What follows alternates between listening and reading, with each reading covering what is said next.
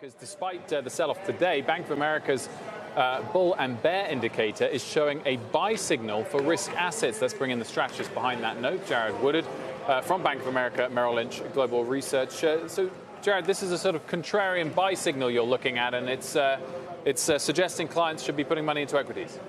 That's right. It's a contrarian indicator. It's our broadest measure of investor sentiment, composed of 18 different inputs measuring fund flows, price action, and other inputs about asset allocation from large and small investors. And what it tells us is that investors are incredibly bearish right now. On a 0 to 10 scale, we're at about 1.3, which is a level we haven't seen really since the start of the year. The indicator's fallen very, very sharply over the last several weeks. And what it tells us right now is that when investors are this bearish, historically, it's been a great time to buy risky assets like stocks and commodities. A great time to buy those risky assets on what, a 10-year time horizon, a 10-day time horizon? What's the data tell you on that?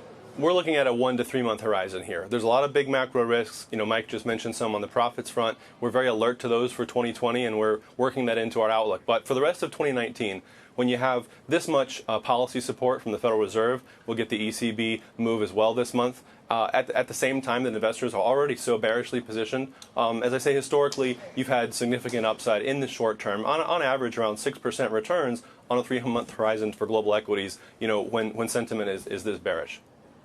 Jared, one of the risks you actually identify in your note is if the bond bubble bursts, causing disorderly rise in yields. We're in a bond bubble? Well, I mean, look, this is one of the most hated rallies in history. Think about it. We're up, say 15% or so in the S&P 500 year to date. We're within a few percentage points of record highs. At the same time that prices have rallied, so sharply, you've seen more than $200 billion of outflows out of equity funds this year and huge inflows into bond funds. People are just incredibly bearishly positioned. They hate the rally. They're not ready for upside. We think the riskier move for investors today is actually to the upside.